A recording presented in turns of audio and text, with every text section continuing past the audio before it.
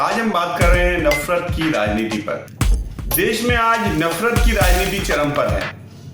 हमें ये समझना पड़ेगा कि नफरत की राजनीति का मकसद क्या है। नफरत की राजनीति करने वाले दरअसल समाज को दो वर्गों में बांटना चाहते हैं। वो ऐसा इसलिए करते हैं ताकि एक वर्ग पर अपना आधिपत्य जमाया जा सके।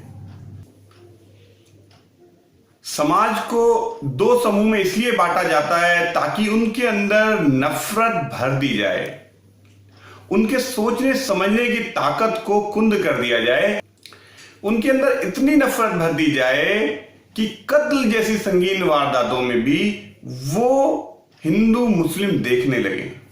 अगर कहीं कोई दुर्घटना होती है, कोई एक्सीडेंट होता है, ऐसे में एक आम इंसान का फर्ज होता है कि वो फौरन जो भी घायल हैं उनकी मदद करें।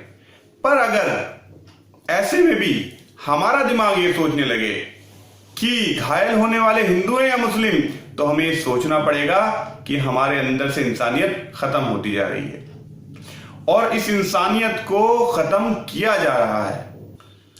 हमारे अंदर जहर भरा जा रहा है।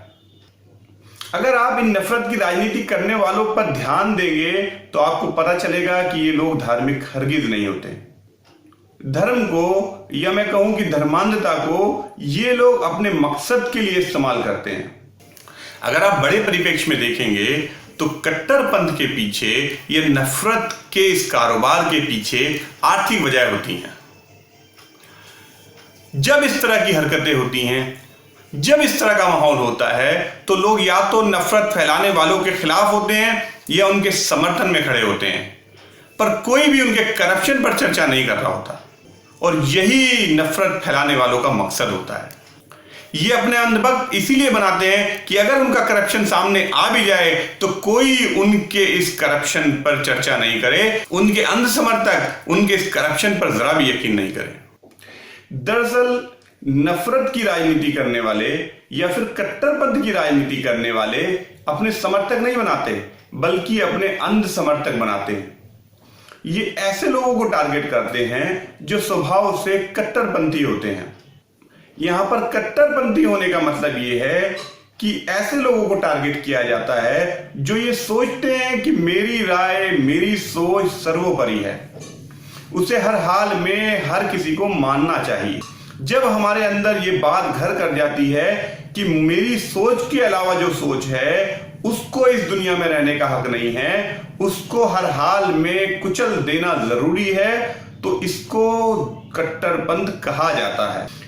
दोस्तों ध्यान रखिए, कट्टरपंथ का रास्ता हिंसा की तरफ लेके जाता है और हिंसा समाज में तबाही की तरफ लेके जाती है। समाज को बांटने की ये राजनीति दरअसल अंग्रेजों ने शुरू की थी।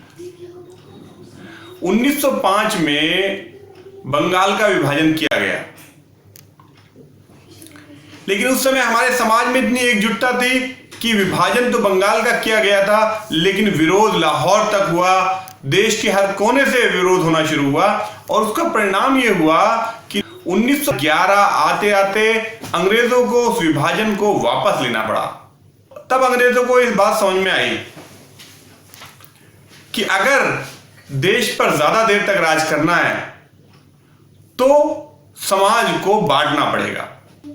और उसके बाद अंग्रेजों ने साजिशन कई धार्मिक संस्थाओं को हमारे देश में खड़ा किया, जिन्होंने अपने अपने वर्ग को भड़काने का काम शुरू किया।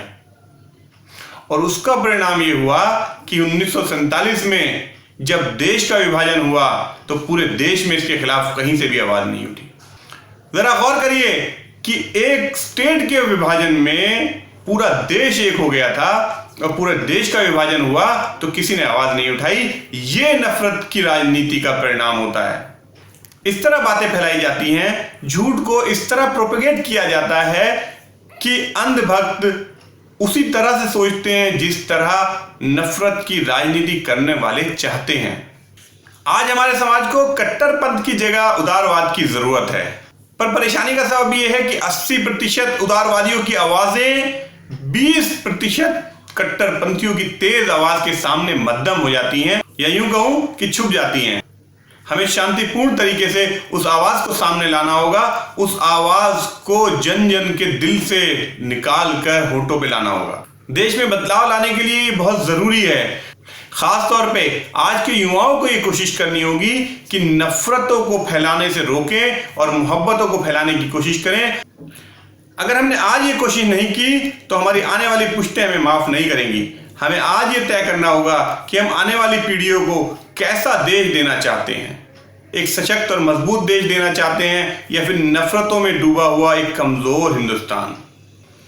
हमें आज ही ये तय करना होगा कि नफरतों की भेंट कोई फिर से नहीं चढ़े। जरा सोचिए, उन माओं ने कैसे पाल पोस कर बड़ा किया होगा, उन बहनों ने कितनी मोहब्बतों से पाला होगा, उनके बाप ने कितने सपने देखे होंगे और चंद पलों की नफरत ने उन सारे सपनों को छीन लिया। अगर हम आज चुप रहे तो कल माएँ बच्चे पैदा करते हुए इसलिए भी डरेंगी कि कहीं उनका बेटा या उनकी बेटी नफरतों की भेंट न चढ़ जाए। और हाँ, समाज को ये याद रखना होगा कि देश को बचाने की ये लड़ाई उन्हें खुद लड़नी है और देश को नफरतों की आंधियों से बचाने की ये लड़ाई समाज में मोहब्बतें बांटकर और नफरतों की साजिशों को बेनकाब करके ही लड़ी जा सकती है। हमें नफरत फैलाने वालों को ये एहसास दिलाना पड़ेगा कि उनकी दाल अब यहां नहीं गलेगी। क्या आप तैयार हैं? अगर हाँ तो सबसे पहले अपने जानने वालों में से ऐसे लोगों को पॉइंट आउट करिए जो नफरतों की तरफ बढ़ रहे हैं। सबसे पहले उन्हें समझाने की कोशिश करिए। कट्टरपंथ की राह पर जाने वाले कुछ लोगों को भी अगर आप रोक पाए तो ये एक बड़ी कामयाबी होगी। जय हिंद। अगर आपको लगता है कि ये बात दूसरों तक भी पहुंचे तो हमारे इस चैनल तीखी बात को जरूर सब्सक्राइब करें और ज्यादा से ज्यादा शेयर करें।